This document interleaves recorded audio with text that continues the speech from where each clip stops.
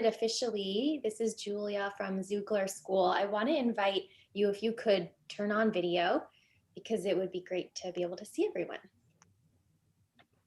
It looks like we are streaming now. So I will officially welcome everyone to this evening or this morning or whatever time zone you're in, our Xoogler School event. We are so very excited to have a guest speaker today talking about work-life balance. And for those of you who are tuning in and watching us on YouTube, we're joined by the Xoogler School student community in a Zoom chat. But we are also broadcasting live to all of you to be able to share this with the global community. So there is a Dory which you can submit questions to, and the flow of this evening will be a presentation from Mikiko, and then we'll take Q&A from the audience. So it's my honor to introduce Mikiko and welcome her. Throughout this time that we've been having Xoogler School, we've talked a lot about connections and networking and authentic relationships. And Mikiko, for me, embodies that, because a fun fact is that Mikiko and I have known each other since we were 14 or 15 years old. We actually went to high school together in Atlanta. We both wound up going to the same university together, studied very different topics. But thanks to LinkedIn and Facebook and other social media tools, we've been able to keep in touch over the years virtually. And this is the first time we're seeing each other in quite some time. And I'm just so grateful to her for joining us and sharing her story. She's a current Googler and an amazing professional and mother, and want to invite her to share her presentation on work-life balance. And then we'll dive into Q&A. So Mikiko, thank you again for joining us, and James is going to run the slides for you, and we invite you to share your story. Great. Thank you so much, Julia. It's so great to reconnect, and thank you so much for the opportunity to speak to everyone today. Good afternoon, good morning, good evening, whatever time zone you're in. My name is Mikiko Ujihara, and I'm calling in today from Tokyo. And I'm gonna, let's see, my screen just went, give me 1 second. Okay, great. Can everybody hear me okay? We hear you great. Yep. Okay, great. Yes, so I'll be walking through and sharing my story as I learned and navigated work-life balance throughout my career journey. So if we go to the next slide. I wanted to first share a little bit about myself as we get started. As Julia mentioned, I went to Cornell University. I graduated with a degree in mechanical and aerospace engineering. And I started out my professional career at the Kennedy Space Center down in Florida, working for the Boeing company. After a few years there, I transferred over to Seattle to the West Coast and transitioned from aerospace to aviation. And while I was working on commercial aircraft program, I was also studying for my MBA in the evening time at the University of Washington. And upon getting my MBA degree, I then switched from engineering to the business side at Boeing. So I stayed with Boeing for a few more years after that, working in sales and marketing. While I loved airplanes, I still do today. It was around the time that I met and married my better half. And as we were exploring and traveling the globe, we decided rather impulsively that maybe we should try living abroad. And we ended up in Tokyo, in Japan, where my family is originally from. I had never lived in Tokyo before until then, and this was already 7 years ago. And I left Boeing when we transitioned to Japan, and I took a career in management consulting at Accenture. While working at Accenture, I also had two little boys. They are now 2 and 4 years old. Actually, one just turned 5, so 2 and 5 years old. I found myself with a position at Google a couple of years ago, where I am today. So that's a little bit of my background. And as we go to the next page. So I don't know if any of you have seen this before. I don't know exactly what this is called. I call it my lifeline, or maybe it's a life curve. but it's a plot of my life and career journey. So what I've done here is I've taken a look back at my life and plotted some key milestones based on how happy or motivated I was at the time versus those times when I was a little bit down. So as you can see, I've had a lot of ups and downs throughout my career, and this is starting from the time I graduated college. But overall, I tend to be on the upside of the neutral line. So in general, I'm a pretty positive person, and I've been pretty happy with where I've been over the years. So taking a closer look, if we go to the next page, please. So this curve starts from the time I graduated college and started my professional journey. I absolutely loved my first job. I was down in Florida. And what happened was, though, after a couple years in, I started to get a little bit lonely. So I was down in Florida by myself. I was in long distance relationships with both my partner at the time and my friends. And that loneliness really started to creep in, which is where you see a little bit of the downside of the curve. At the same time, NASA had announced the retirement of the space shuttle program. And so I took it kind of as an opportunity to move from the East Coast to West Coast for the first time and really go to where Boeing's major business was. And that was my transition from roles within the same company. As I mentioned before, I then moved to Seattle and I started on an evening MBA program. Being in Seattle was a lot of fun at first, but I did struggle a little bit to balance the full-time job and well, it felt like full-time classes. And of course, it was around the time when I don't know if any of you have experienced this yet or may be coming, but this was like a quarter life crisis of where's my life going? What am I doing with myself? A lot of questioning of myself and my career, my life, and a little bit of a dip. This is the bottom, the dip that you see there. So I was lucky enough to be able to switch roles from engineering to business at the time. It was a colleague of mine also who happened to be a mentor who recommended that I look into a position in sales and marketing at Boeing. And it was a very scary move. It was, the thought of leaving engineering, but he assured me that sales and marketing at Boeing is a very technical position and I wouldn't be missing out. So I took the jump, and as I settled into the new role, it was a lot of fun. It was a lot of challenges, but I got to travel a lot for work. I visited a lot of airlines around the globe, and I got to talk about airplanes, which I love. And that's around the time when you see the first peak in the curve going up. My now husband and I got married, and soon after was the time when we made the decision to move abroad, and I left Boeing, which is a company I'd been with for nearly a decade. So around the time we moved to Tokyo, you'll notice that the curve drastically drops and it just plummets. And this is around the time where I was struggling, and I was really in this mode of culture shock. This was a new country for me to live in, even though I'm Japanese. And I knew the language. I realized my language skills are not as good as I thought that they were. There was a lot of cultural barriers. And working in a different language, working in a new industry, starting out a new career, all of these things were big challenges for me. And I just quickly realized the reality of the excitement of being in a new country. And a lot of the ups and downs that I felt during that time, I wondered if it was, is it the struggle in the new career? Maybe management consulting is not for me, or maybe it's just being in Tokyo is not for me. There were a lot of times of self-reflection, a lot of unhappiness throughout that time. But at the same time, I also found out that I was pregnant, and my first son was born. I became a mother for the first time.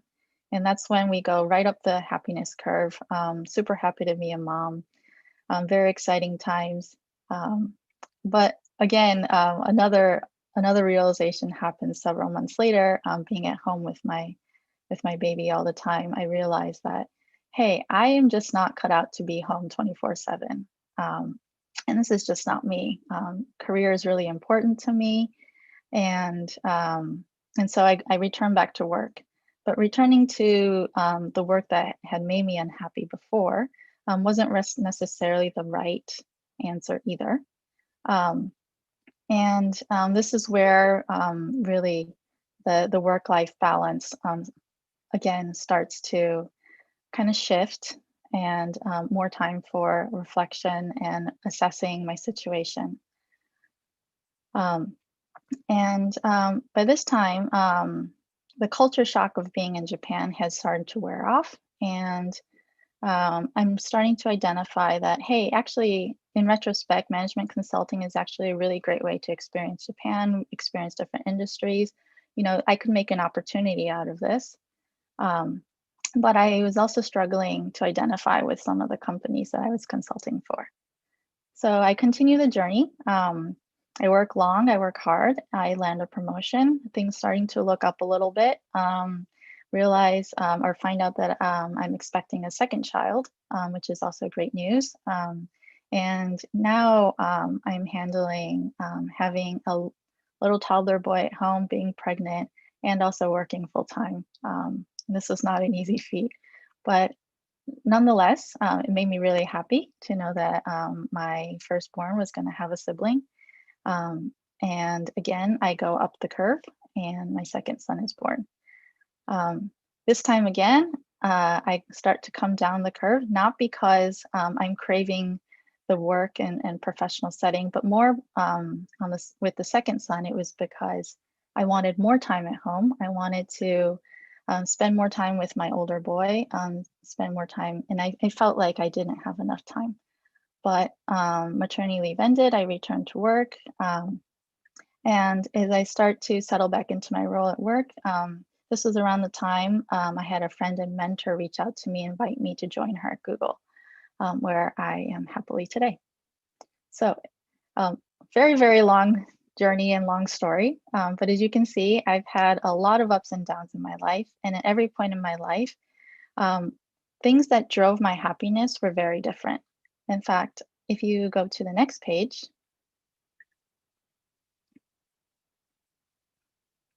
so my work, life, and me makeup changes throughout my journey. And for me, work is my professional side. It's my job. It might be the evening classes in the school that I was attending. And life for me is about my friends and family. And the rest of the time, the orange piece of the pie that you see here, that's me. That's me time. It's time for personal reflection. It's time for me to do the things that give me energy. So I looked back a little bit, and throughout those big points in my life, I started to assess, what did my work life and me balance look like? Before I made the decision to leave Florida, my happiness was affected by my lack of, life, the fact that I was missing my friends and family. And work was great, and I had a lot of me time, but this eventually became a source of a problem. And my next big fall in happiness was when I was working and pursuing my MBA. This too was a great opportunity. It was a great learning experience for me, but not sustainable in the long term. You'll see that I start to get really balanced as I start to climb the peak, climb the first peak. And along the way, though, you'll notice my down times are when there's a little bit of too much of something. So it's not necessarily just work. It's about, each of the times when I'm falling down the curve, there is either too much work, too much of life, too much of family, not enough time for me. And it's just an assessment of when I feel imbalanced. So for me right now, if you look at the very, very last pie, I'm probably at a place where I'm about 65% work, maybe 30% life, and 5% me. And so, it looks off, but actually I'm at a place where I feel very, very balanced. So I feel I'm doing enough work, spending enough time with my kids, and getting just a little bit of time for myself, which is actually perfect. And to be honest, when I look back during my younger years, I probably didn't give it too much thought very often. And I did these reflections maybe once, maybe twice a year to check in with myself. And what's interesting is that it's changed for me since having two small children at home, because my schedule is based on their clock. And so I find myself checking in much, much, much more frequently. So sometimes it's weekly, sometimes it's daily of, hey, I probably did a little too much work today and I feel guilty for not, not putting my kids to bed or rushing them off and not reading them books at the end of the night. So tomorrow I'll make up for it, or next week, I'll shift gears a little bit and I'll devote more time to work, or try to make whatever it is that makes sense to me and my balance. So with that, I've learned that it's really, that work-life me balance is different at every stage in life, at every point in everybody's life, and it's different for everybody. We are all human, and so our flavor palette, our cravings change, and it might be the weather. It could be getting up on the wrong side of the bed. It could be someone cut you off on the road. It could be a big project. It could be anything really. But things just alter our mind. Things alter our shift, and things alter our perspective of balance. And so what I've learned, that it's really about being flexible and being adaptable to these situations. So if we go to the next slide. Over the years, I've changed my recipe over and over and over again. And my closest friends and my husband will be the first to tell you that I am actually not one to embrace change very well. But I have learned that change is constant, and with every change, I've sought to find balance to overcome the stress and anxiety that comes with it. And that's, with each change in professional role, it's change in moving cities, it's change with life, becoming pregnant, becoming a mother. And, it's handling this pandemic right now that we are all in. So much change going on with everybody's life right now. So with that, the next page, please. So I'm going to share a few things that I've learned. The first, to check in with yourself. And this might be daily, it might be monthly, or maybe annually. It's really whatever works for you. And when you do, just know what your work-life me recipe is. I call it kind of a secret sauce. There's no recipe, no specific recipe, and it changes all the time. And my preferences change depending on what my situation is. So constantly taste test and alter the recipe as you go. And secondly, know what excites you. For me, my passion is people. And with each of the companies that I've worked for, I've had opportunities to start and lead projects that have involved communities and organizations within the company. And if there's something that you're really passionate about, just talk about it all the time. Let it be known, and then ask when there's opportunity. Because passion will turn into something. It'll turn into a project. It'll turn into a role. It'll turn into something for you. And parts of your work, life, and me pie will start to merge. Third, you all saw that I've had so many ups and downs in my life and my career journey. And if you feel like you're not going up the happiness curve, then it's probably time to tweak something. Sometimes it took me a little bit longer than I probably should have reacted, because it's hard. And with education, with career, there's no right answer. So the best that you can do is the best answer that you can come with given that time. And that brings me to my fourth point, new opportunities.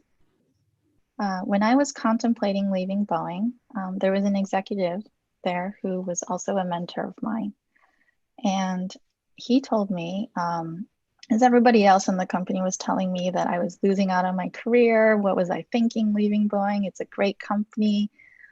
This guy told me, he sat down with me and he said, Mikiko, you will have so many opportunities come knocking on your door, and keep opening them because the old ones never close. And remember that if you ever want to come back, we are here for you. That's helped me make some of the decisions that I have throughout my career. And like I said before, I'm not one to embrace change very well. So every turning point in my life has been absolutely terrifying. It's been, days, months, hours on end, sleepless nights of contemplating, should I really take this job offer? Am I really ready to leave engineering? Oh my God, am I really going to be leaving the US? Are we really going to be moving abroad? Is this going to work? And so that goes to the next point of keeping an executive board. Knowing who your executive board is. So with any of my decisions, both major and minor, I have kind of a list of people that I know I can reach out to who will give me unfiltered advice or opinions and give me perspective that I need. A lot of times that's my husband or it's my college roommate. Many times it's my mentors who are both in and out of work, people I can reach out to at any time. And lately, I have to admit, it's been my 5-year-old son who gives me perspective. Small children have no filter and they'll give you just as it is. And finally, my current boss, who is also my role model and mentor, she quoted to me recently, "You can do anything, but you can't do everything." And it's such a simple quote, but it means so much because I feel like I've spent my entire life trying to do everything. And even still, I know I can't do it all. I try to do everything at my core job. I take on volunteering roles at work. I try, I still want to play Legos with my children every night and teach them to play the piano and bake cookies for my friends. And, I'm like, where am I going to find time to send care packages for my friends? I mean, it's not possible, right? But a lot of us, we do want to do it all. We want to be these superhumans. But it's all about self-reflection. Work life me is challenging, and it's a continuous journey and a constant reshaping of the pie. So if we go to the next page, for many of you, conceptually, these things might make sense, but putting these things into practice is much easier said than done for sure. In many ways, balance is a mindset. And I find myself getting off balance often and recreating the pie over and over and over. So as you do, some things I wanted to share with you today. First, the preparation piece. Know who you are and what your core values really drive you. This might be an exercise sitting down and writing down on a piece of paper, but what creates passion for you? What are some of your long-term goals? Spend some time, write these down, and really identify with, who you are, where you're going, what kind of person you want to be, or what kind of future you want to have for yourself. And second, the creation piece. Based on that, based on those values, think about what work, life, and me makeup would look like for you. So by that, I mean, how do you define work? How do you define life? And what's important for you when you say, time for myself? What does that look like? Is it reading a book? Is it writing? It might be, listening to music or spending time doing a hobby. And what are things that you already do or you already have? And what are some of the things that you might be missing? And can we prioritize them? What's important for you right now versus what are things that you think that you can hold off on? And then I say taste check. And by that, I mean reflect on it. So take some time to reflect upon yourself and ask your friends, ask your classmates, ask your family members for feedback on how they think you're doing. And like I wrote here, just know to check in with yourself often, frequent, whenever, whatever works for you. I tend to put time aside on my calendar. I have every Friday morning, at least 30 minutes of, look back on my week. And some days, some weeks I'm not able to, but I put that in my calendar just as a self-check and self-reminder for myself, so that I don't forget. So with that, that ends my presentation. If we go to the last and final slide, it's really about you. So I just want to leave you with that note. It's I can talk all about my work-life balance, but that's not gonna work for you. So please spend some time, think about it, and figure out what is your secret sauce. And that concludes my presentation. Can I open it up for any questions? Yes, Mikiko, that was amazing. Thank you so much. For those of us who are in Zoom, let's give a reaction. You can clap, you can heart, you can party horn. Thank you so much for sharing your story, your guidance, for your vulnerability along the way. It's something I've always truly admired about you, and to share the highs and lows. And then you won me over with the food analogies. So that was also really, really creative, which is amazing. So for the Xoogler School students who are here with us on Zoom, I just want to invite you all now to please turn on your video. It's always more conducive to conversation when we can see you and Mikiko can see you. So we just make that request. And for those of you who are joining us on YouTube, we want to remind you that you can ask questions via the Dory. So we are monitoring there. And for the students, you can use our chat function in Zoom on the bottom right to ask questions. And Mikiko will keep an eye on that. But I'll ask the first question as our students are thinking of questions that they want to ask. And so this past weekend was World Mental Health Day. And your conversation, your lesson shared a lot about best practices for mental health. And I just wanted to build on that and ask you, how you've been resilient over the years, and any advice. These are very different times. Most of our students right now who are joining us have taken a gap semester from college because things are so different for them. So any advice on resiliency and your strength so that we can learn from you? Wow, what a tough question. I think for me, it's attitude, and just always trying to find positivity. I also get energized by people around me, and I love listening to people and talking to people. And so one of the things that, especially when I'm feeling a little unmotivated or down, when I'm feeling like I can't be quite myself, and maybe not so much nowadays, you don't pick up a phone and call somebody, but likewise, right? You can reach out, have a video chat with somebody, or it was just taking long walks, running into random people, strangers even, and just like a hey, how are you? And some people just want to talk, and I feel like I've always fed off of people's stories, people themselves, and just listening to how other people are doing. That is really great advice. And I also share that about building off energy from others. So thank you for sharing that. It looks like Iris has a question. Iris, do you want to unmute and ask the question, or you want to type it in the chat?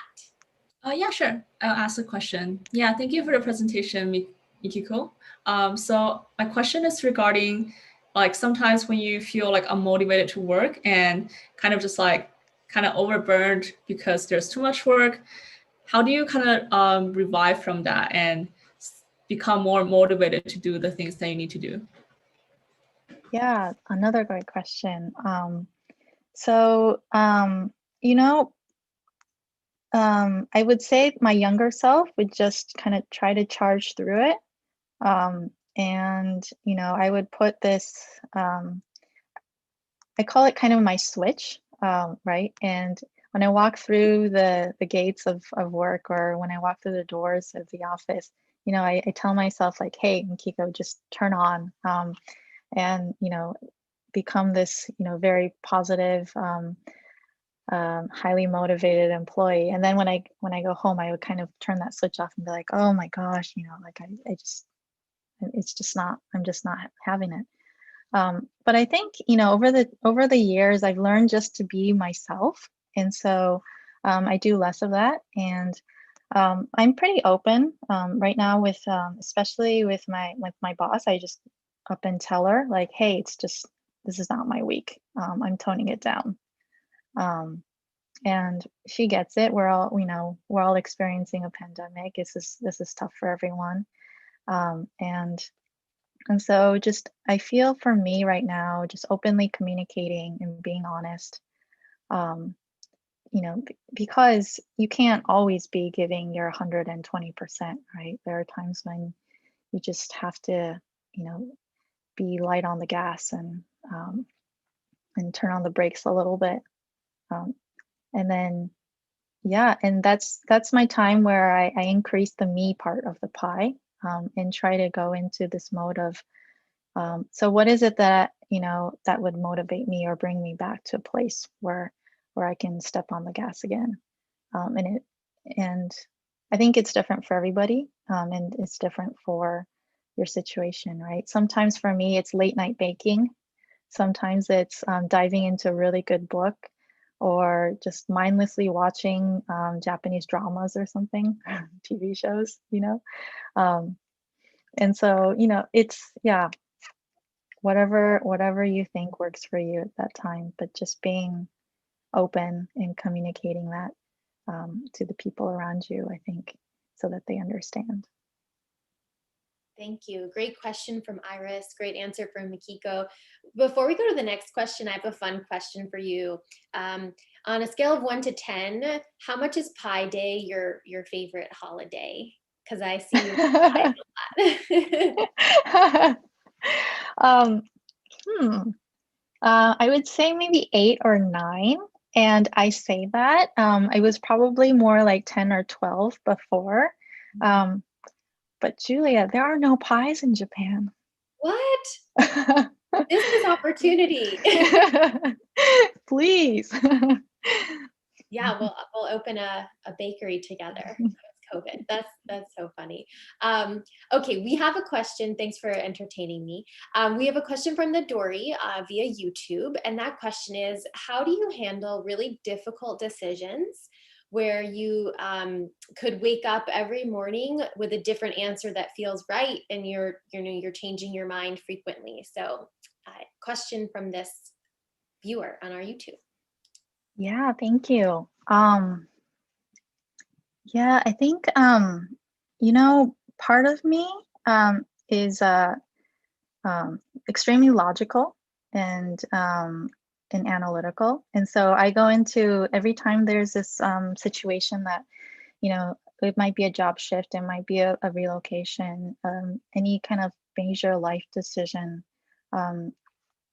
type of situation, I go into this analytical mode of what are the pros and cons, you know, and then I try to imagine myself of what that would look like for me in 1 year from now, or 2 years from now. And if it's, especially if it's a career shift, it's okay, so this might be the opportunity that's in front of me. What's next after that, or after that? Is there a journey that leads there? But ultimately, it's an emotional decision. So I do all this analysis, right? I do all this thinking. I go and talk to all these people and ask them for their opinions, and really start sorting out, okay, here's what this person said is the pro, this is what this person said is the con. Seems like super logical, right? And then at the end of the day, it's, does that excite me? And if it's a yes, then all right, let's do it. And you know, if I feel like, no, this is just a fallback, or this is just to make my situation, like I feel really down right now, and this is just the next best thing, then it's probably not the right decision. And so, yeah, for me, it's ultimately just, is this gonna really excite me? And that's the one big question that I ask myself. Yeah, I like that advice a lot. I wanted to build off a question you had in your slides about creating an executive board. I think that's such a cool concept. And how, can you tell us more about that? What do you recommend for students? Who should they invite to be on it? Should it be a peer, a professor, a relative, a friend? What's your recommendation? What's the right number of people? And how do you go about asking someone to be that champion and supporter for you? Yeah. And I think it could be all of those people. And I think it should be. I think it should be a variety of people. And for me, the board changes through time. And then there's, well, I say that it changes through time, but there's always this core, like a constant team. And it's not like the team gets together, right, to talk about Mikiko or to talk about Mikiko's current life situation. So let's have a board meeting.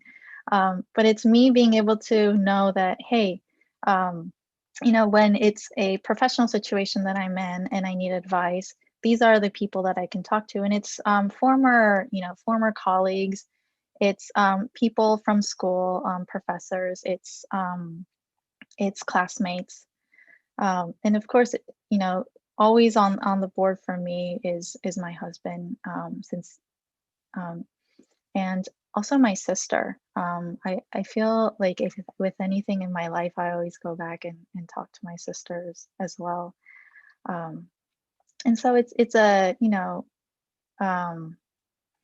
yeah, it's this list. It's just, yeah, having this list of people that that you could always reach out to. And I tell them that I don't, do a formal ask of, hey, I'm creating my executive board. Would you be on it? I'm sure, that's something that you could do if that works for you. But, I reach out to each individually and I let them know that, you're my person for this. And so, especially if it's somebody that's not family or a close friend, in the future when I'm in situations like this, would you mind if I keep coming back to ask for your open and honest opinion? Or can we have regular, regular times to interact, to meet? It might be for guidance. And most people, won't say no. So yeah. That's great. Don't be shy. Yeah, no, such good advice, and I will take that and use that in my career now. And there are others who I've leaned in on previously, so I like calling them my unofficial executive board now. Mm-hmm. And we have a question from Levy, one of our students. It's building off of this question. Levy, would you like to unmute and ask this question? Yeah, hi, Mikiko. How are you? Hello. So Hi. my question is regarding the difference between, it seems to me like having an executive board versus a mentorship seems to me very similar. So you mentioned throughout your talk that you've had a couple of mentors through your professional career. And that seems like very pivotal for you in the guidance of how you came about through your career. So my question is, how do you ask someone that you look up to be your mentor? And that difference Mm-hmm. between an executive board, it seems to me like several people, and a mentor is like someone particular in that board. So yeah. Yeah, definitely. I think a mentor can be, or for me personally, an executive board member is a mentor, but a mentor is not necessarily on the executive board, if that makes sense. So for me, my mentors, I've always had mentors throughout my life, and I call them mentors. I don't know if they would call me mentees, to be honest. But they're people I look up to in various aspects, right? So it could be, I really like this person's management style, but I don't really agree with the way, I don't know, it could be, the way they approach business, but I really like their leadership style. Or it could be, for this person, I really like how, I think they're a great communicator, and there's a lot I can learn from there. So for me, I've always had multiple mentors, and I've honed in on various aspects that these people have that I like, and things that I'd like to learn from them. And I've been pretty open and direct in asking them, I really want to learn like XYZ from you. Would you mind if I set aside time maybe once a quarter? Because once a month always seems like a little too much. It and for yeah, and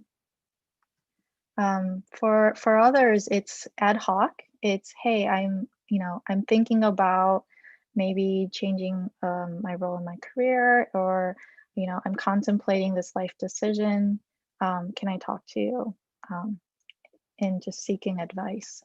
And so I think mentors can come in various forms, for sure. Does that answer your question? Yeah, I think it does. Thank you.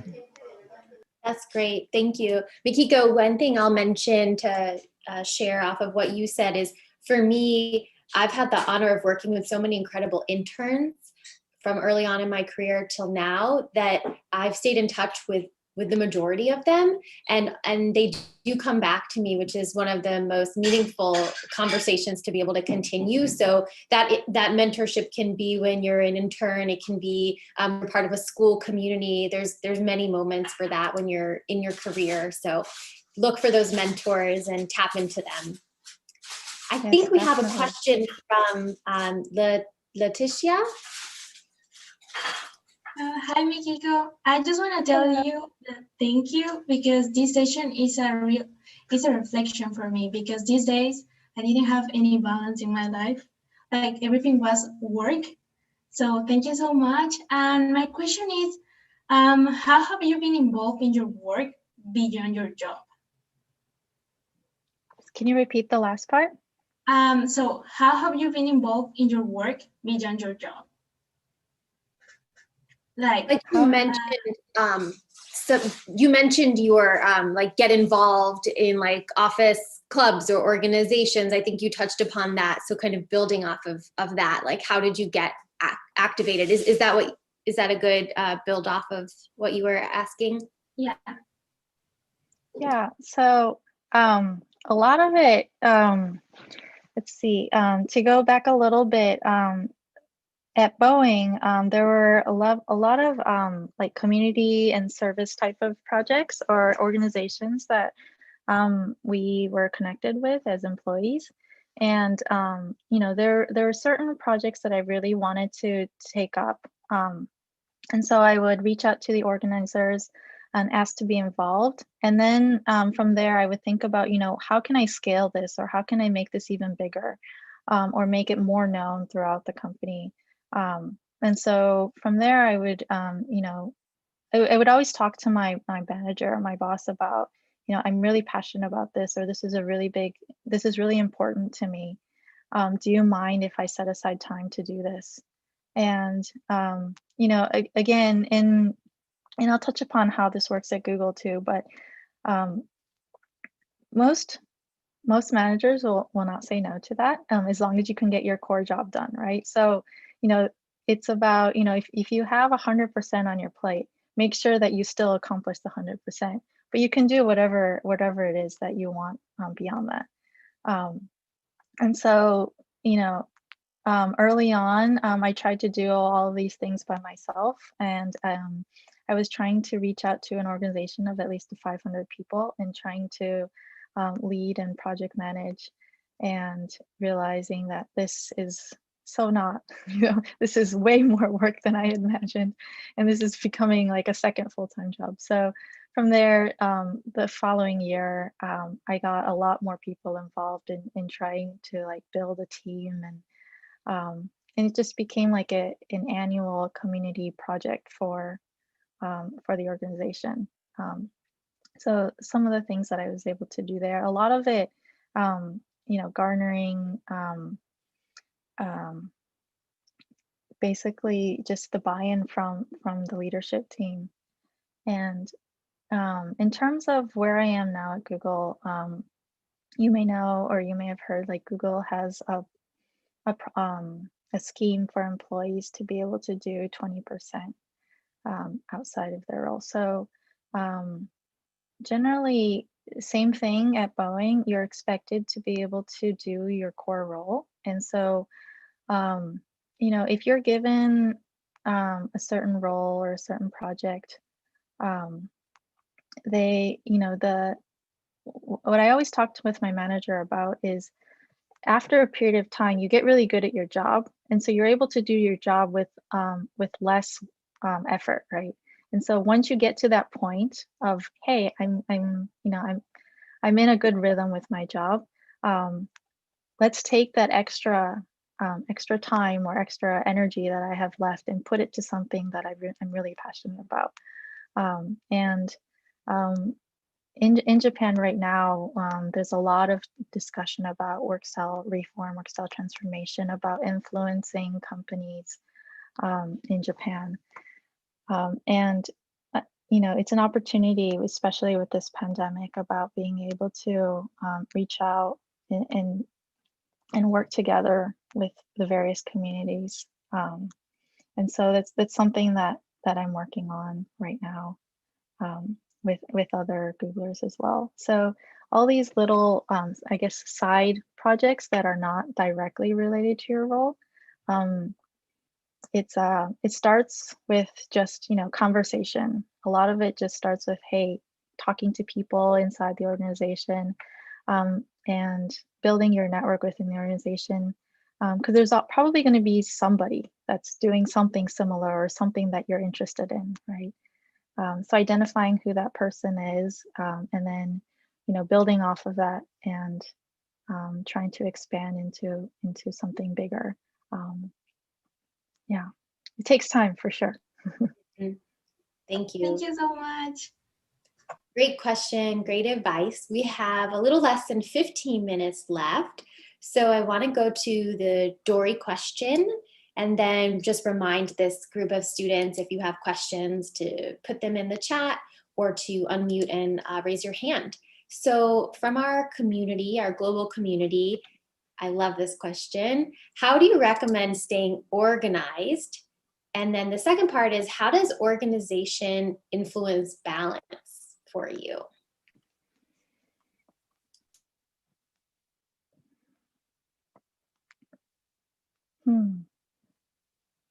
Wow, that's a tough one. How do I recommend staying organized?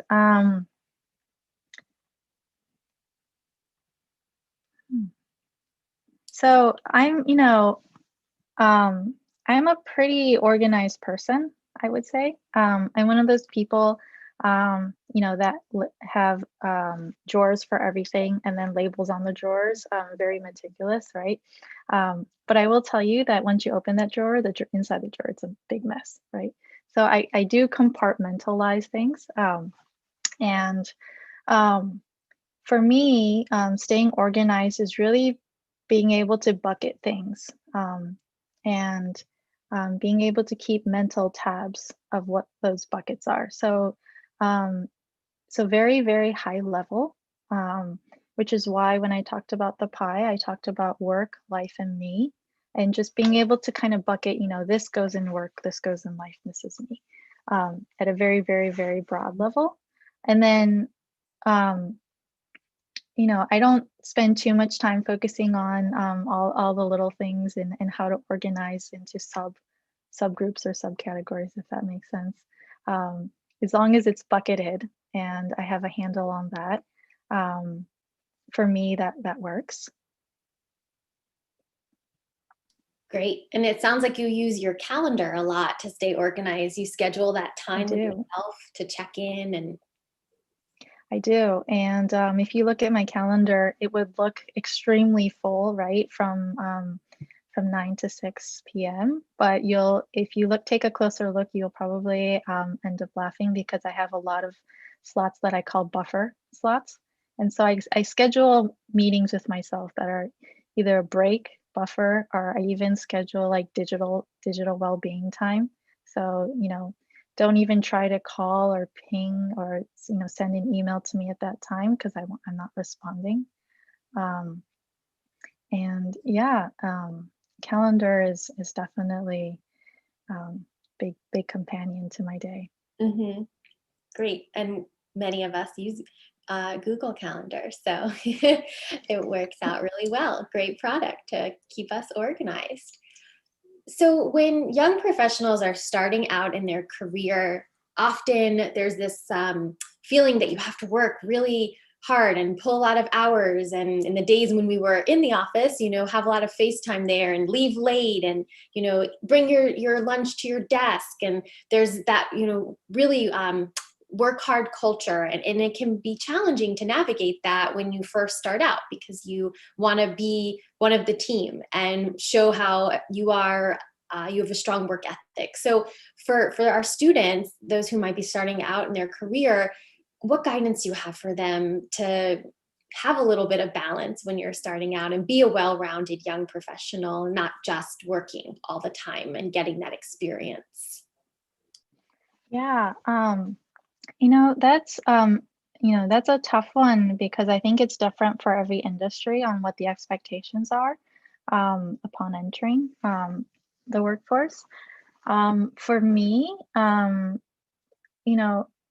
had new employees or new grads as well as interns that I've worked with in the past, and it's really more, I where I think these people, these folks bring in a lot of value is insights and their thoughts. And there's a lot of value to new ideas, to questioning the norm and the status quo. And so, working hard in showing and, having the FaceTime, it's, there may be some value to that in some industries, perhaps, but really I think the focus should be on um, first, learn the company, and really, throughout this whole talk, I think I've talked about people and people and people. So, and it's the same when you enter the workforce. Go talk to a lot of people within the company. Go meet people. Don't be shy. Reach out to senior people. Reach out to your peers, your teammates, and just get to know who these people are, what their background is, what they're doing, what excites them in their role. And the know-how will catch up, but the know-who is something that you could really start from day one.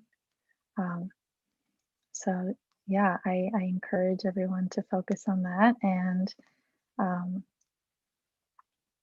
yeah, your reputation and your hard work ethic, that will come with just who you are. Yeah, definitely. Great advice. Thank you. And we are down to our final 5 minutes. So I want to open it up once more. Do any of our students who are here in the Zoom room with Mikiko want to ask a question? I know I have many questions because I've gotten to know her over the years, and this has been so amazing hearing your professional guidance. So thank you for sharing these great answers and thoughts with us.